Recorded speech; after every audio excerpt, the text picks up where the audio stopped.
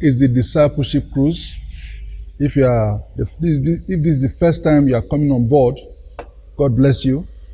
The objective of this program is to help us to cross the gulf of lifestyles. The journey of life is like a sea, and you need to cross over to the good side. All of us, you are born on the bad side. All of us, you are born on the evil side. All of us, you are born on the side of unrighteousness. All of us, you are born on the side of wickedness. All of us, you are born enemies of God. Nobody was born good. Our mothers conceived us in sin. The human nature is intrinsically and essentially sinful. For us to cross over to the good side and be with the Lord, both on earth and in heaven, there's a need to cross over. And there's only one ship that takes you across, and that is the ship they call discipleship. And in discipleship, the captain of the ship is the Lord Jesus Christ. And every person in that ship is going across. The journey may not be very smooth, but as long as Jesus is the captain, there's no storm that will capsize that ship. So that is what we do in Discipleship Cruise. It's an awareness program. It's also a training program for some. And we are trusting God that as you hook onto this, your life will never remain the same again. As you embark on this ship of disciples, the cruise will take us across. There's a guarantee that this ship will never sink. And we trust God as you hook on, that God will show you mercy. Now, I like to pray before we start. Father, we thank you so much because we know that you are here with us. The entrance of your word giveth light and understanding to the simple. So Lord, as we look at your word, give us light. Thank you in Jesus' name. For some time now we have been studying Genesis. We are trying to look at the Bible. Our direction is enjoy your Bible. Many people carry copies of the Bible, but they don't enjoy the Bible. They don't have an appetite for the Bible. We're not dealing with this history of the Bible. We're just saying to you that the Bible is what contains the Word of God, and that if you begin to dig into the Bible, you will find God's Word. You will find God. You will know God more, and God will help your life. And we have been studying from Genesis chapter 1. As we said, we wanted to go through the whole Bible. We don't know how many years it will take, but we are going slowly. And we are not even rushing, so to speak, even though we're not deliberately looking at every word. But the Bible is a treasure field. If you enter into that field and you dig it, you will find what is much more than gold. You will find riches of inestimable value. But it will cost you to sell all you have and concentrate, and then you become rich. So I want you to please go along with us. We are now in Genesis chapter 21. What we do is to take a part. We cannot take the whole chapter at once. Take a part of a chapter, if it's very long, or take a whole chapter sometimes, and look at few issues there as an appetizer to help you to know that this Bible you are carrying is a treasure field. There's so much in it. And if the Holy Spirit will open your eyes and tear away the veil, and you will enter inside, and God gives you a revelation, my friend, you will lack nothing. So let me go again. Chapter 21.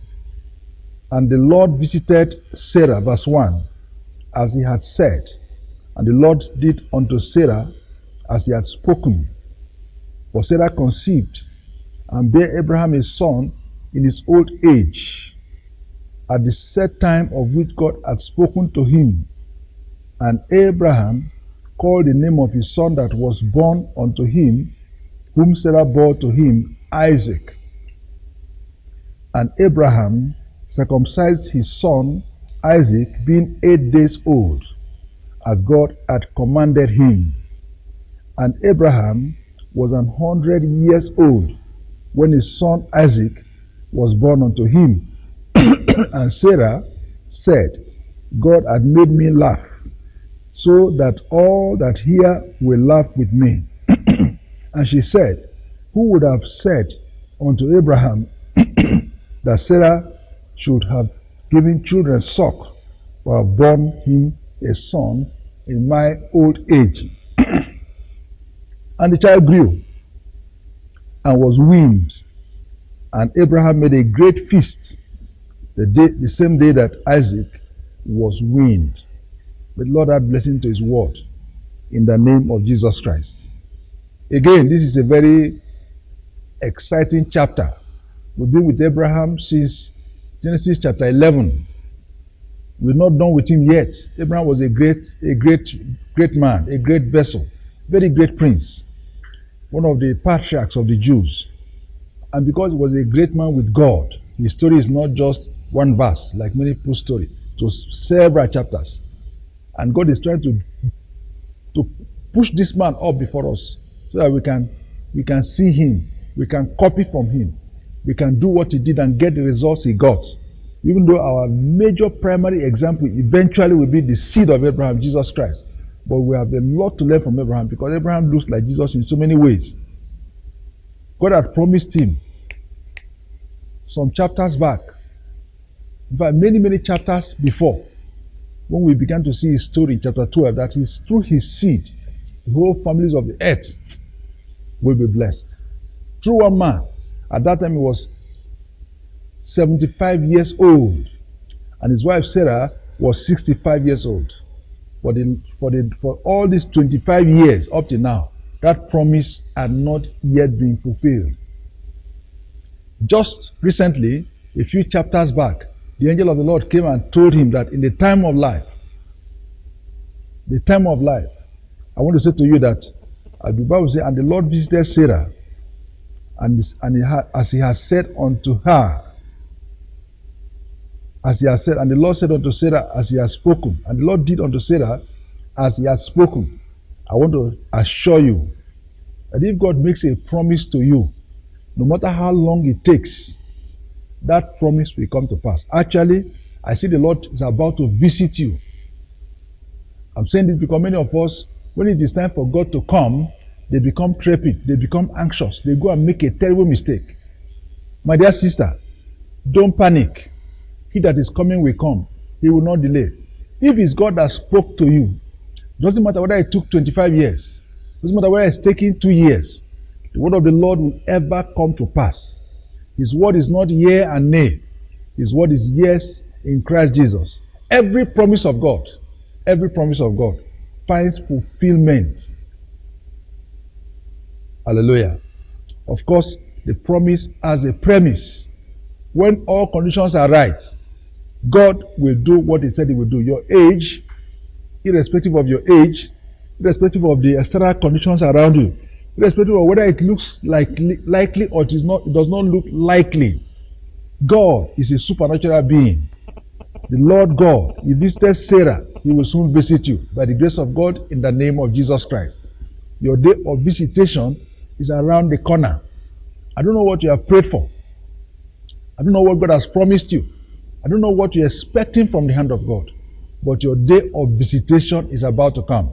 There are several times that God does not want to give us what he promised us early. It is simply because he wants us to get some things before we get physical things. If he gives us physical things, many a time we run away from him.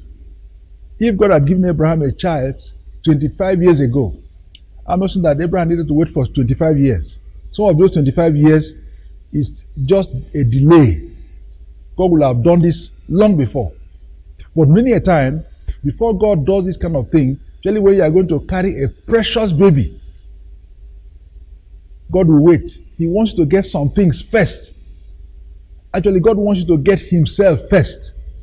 When you get God properly, then every other thing shall be added unto you. And sometimes, many people don't understand it, so they want to grab something.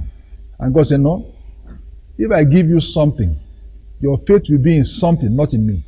And I want to encourage you, every time there's a delay in childbirth, it is because there's a special miracle, a special baby, a special situation that God wants to resolve. And in every other case, your visitation. He that is coming will come. He will not delay. You have need of patience. In the meantime, you just must live by faith. God has no pleasure in those that draw back. And when a man draws back and is no longer trusting God, then he's going to draw back unto perdition. Of course, when you don't trust God, I wonder what you will trust. When you don't trust God, I wonder who you are going to trust. Sarah and Abraham, they waited for the last 25 years. Actually, they had lost hope. They have stopped prayer. They had finally said, no. There's no need. And then God came. Friend, God is near. He's nearer than you think. Don't do that thing that you are trying to do. Don't go and marry a second wife.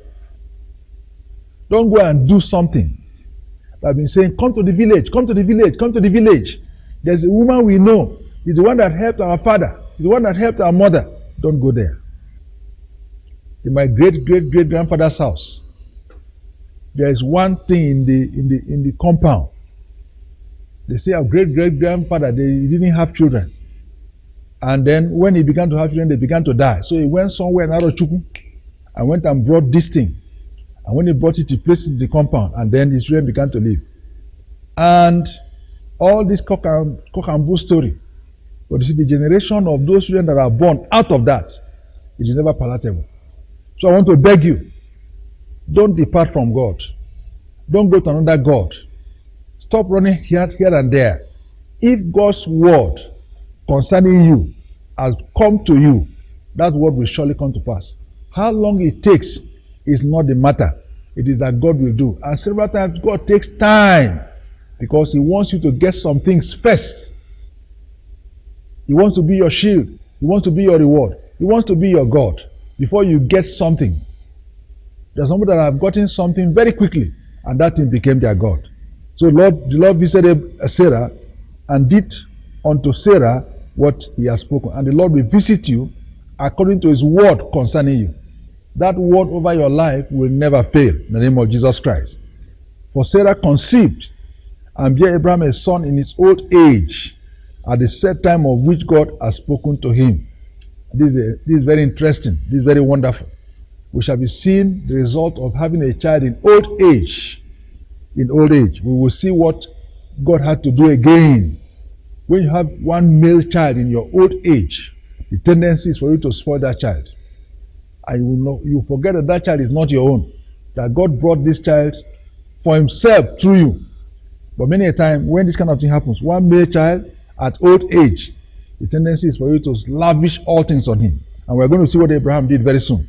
And what God eventually did to correct this situation.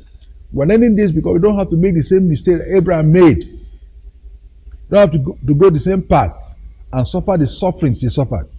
Hallelujah. So friend, we are following this. These are men who lived on earth. They are not fairy tales. They are not made up stories. They are men that lived on earth. In this world, if you go to, those of you who are going to pilgrimage in Israel, you know that this Bible is written. This Bible is written in places that are still existing. Their names may change, but they are still existing. The Middle East is where civilization started. And all the places, when you read about Iraq, Iran, Syria, Lebanon, Israel, the Palestinians, the Egyptians, they were there right from the beginning. And all the names of the villages you see in Israel, the pool of Siloam, Nazareth, all those places, Shechem, they are still there. They may have changed their names, but they are there. These are historical human beings. Their story should be relevant to you because they're not fairy tales. And what God did with them, God will do with you if you do what they did. And the Bible said, and Abraham called the name of his son that was born unto him, whom Sarah bare to him, Isaac. That's what he called him. Isaac. And we can see very soon that Isaac means laughter. Laughter. Now I want to ask you a question. How important do you think the name of a child is? Our fathers and our forefathers, they didn't joke with children. with naming children. They call children relevant names. In my language, Onwubiko means death. I beg, make you no kill me. Onwubiko. When they say somebody is a Shubi, it's a son of Satan. And men call their children like that. Agu. Agu is a demon. I don't know the circumstance. I don't know what happened when you named your child Agu. I don't know what happened when you called your children such name. This is what they bear. When you say Agu, sir, he comes and he keeps bearing that name. Now, you may not be able to divorce his destiny from that name. There are several children that have been put into trouble because of the name their parents called them.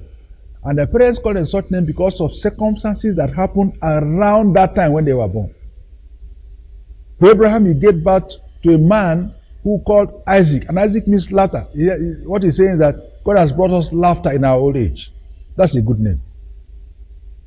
But much more than all these circumstantial names, I want to beg you that each time your wife is pregnant, begin to pray that God will give you the name of that child. The name you call a human being is important. They may not be able to tear themselves away from that destiny. When I had my first daughter, I didn't know that names are important. I was a very small young Christian. And I went and called her one very sweet name in the Bible. I think it was Judith. When I discovered that name was not fitting for my child, I changed it quickly. I didn't say you should go and change your name if it has been established. But if it's recently that you gave a child a name and you could change it. But if you have answered the name for the past 32 years, don't quickly change it because it has consequences. But what I'm trying to say to you is that names are very critical. When John the Baptist was born, the mother said she shall be called John. The kindred said, never in our family has anybody been called John. And they were going to call him Zechariah according to his father. But God opened the mouth of Zechariah and he said John. Before Jesus was born, God had given his name. He said he shall be called Jesus because he will save his people from their sins. Another name is Emmanuel. He shall be called Emmanuel because Emmanuel means God with us. Now for every child you have, you will need to go to God and pray, and God can give you a name that child will bear. And if you call that child the name that God gave him, that name may show you his destiny. So names are not just for joke. I hope I'm not spending too much time on this because many parents are careless. Sometimes you allow people to name your children for you. No, it is the responsibility of Abraham, together with his wife Sarah, to receive from God what they will call this child. And what they call this child is what this child will keep answering. Joel, sir. And Joel means something. Find out what those names mean, even if they are Jewish names. Find out what they mean. May the Lord help you to understand this. Verse 4 says, and Abraham circumcised his son Isaac, being 8 days old, as God had commanded. Now we have talked about this sometime in chapter 17, when God instituted the ordinance of circumcision, that every male Hebrew child who is 8 days old, the foreskin of his manhood must be cut off. That's the ordinance for every Jewish child. Abraham did it when he was 99 years old. Ishmael, as Abraham's son, was circumcised when he was 13. Now, Isaac is being circumcised when he was 8 days old. Now, the medical people have told us that 8 days is when the pain is least. And that's when God in his wisdom chose that a child shall be circumcised. To circumcise a child later than that is fraught with so many dangers. Now, this is a Jewish practice. And so actually it's not a New Testament practice. In fact, in the New Testament, Paul quarreled with the Judaizers, people who believe that except a man followed the Jewish customs, he will not be properly a Christian. Paul said no. Circumcision or no circumcision does not matter. If you came to Christ and you were not circumcised, if you don't want to be circumcised, there's nothing wrong with it. Actually, for me, physical circumcision is just a cosmetic matter. It doesn't carry any spiritual impact. But truly speaking, we learned that time that circumcision is spiritual. That true circumcision is not just a cutting off of the foreskin of the penis, it's a cutting of the foreskin of the heart. It's a cutting off of the old man. It's a cutting off of the old nature. When you don't circumcise your heart, the inner heart, the tender heart will not show. You will carry a hard heart. You will carry a heart that is of the old nature, very hard, very callous, very wicked. What makes a man what he is physically is his heart. The heart is the heart of the matter. That's what the Bible says, guard your heart with all diligence, for out of your heart flows the issue of life. So when a man has not been circumcised and the foreskin of his heart sliced off, he's still carrying the old human nature, the old man. And such a person is capable of doing whatever. There's nothing he cannot do. That's why before you enter the ship of disciples, you must be circumcised. And it's on the 8th day. There are many people who missed the 8th day and they were circumcised later, and it's not palatable. There are some men that were circumcised after they crossed the river Jordan on their way to the promised land in Gilgal. It was not. When you cut off the foreskin of a man who is 20 years old, he may become infected. He has to manage that pain. When it is 8 days old, like we do for children in the hospitals, it's not a problem. So Isaac was circumcised. I hope you have been circumcised. Actually, your father, your spiritual father, ought to have circumcised you.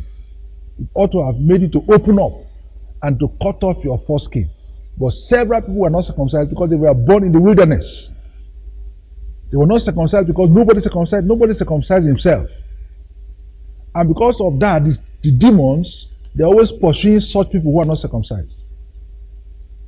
Let me tell you, there are some things you do, flies follow you.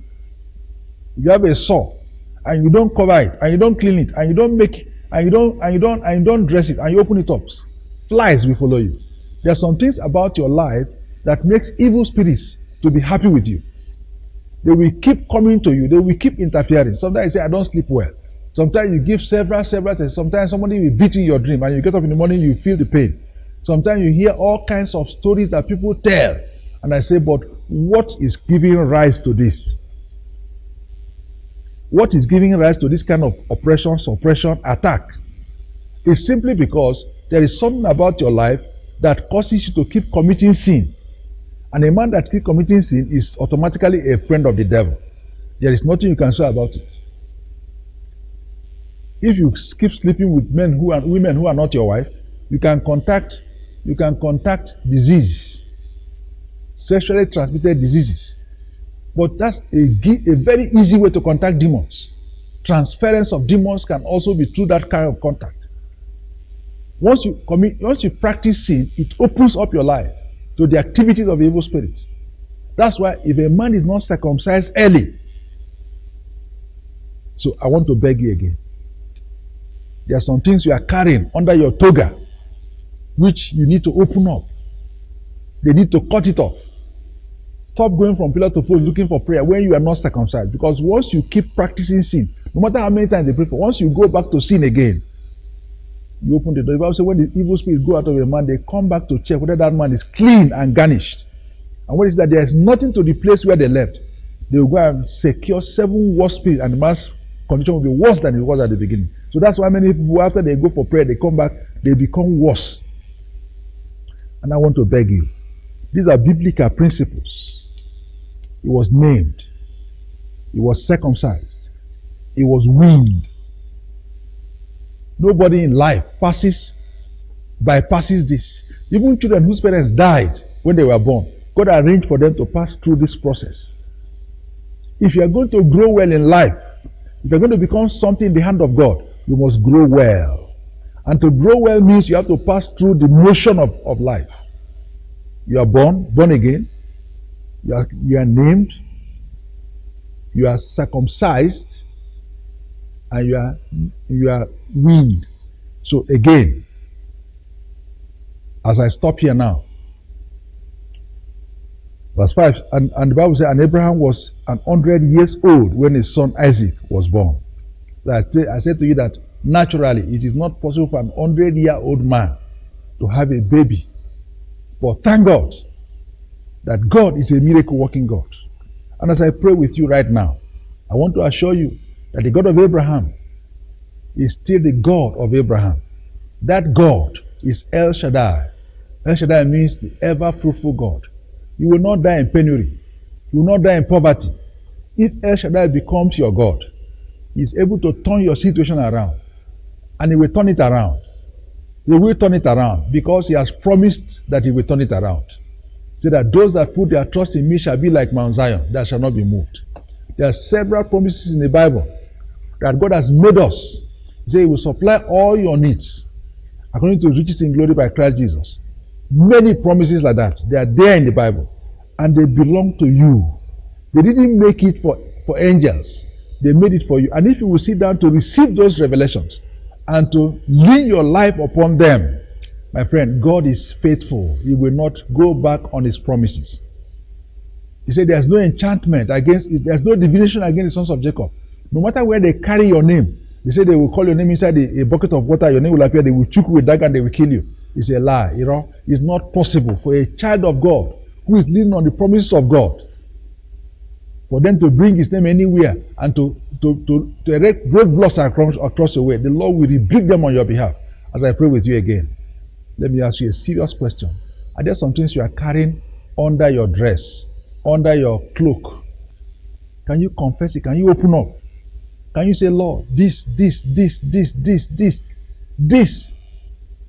oh God, this, never known by anybody.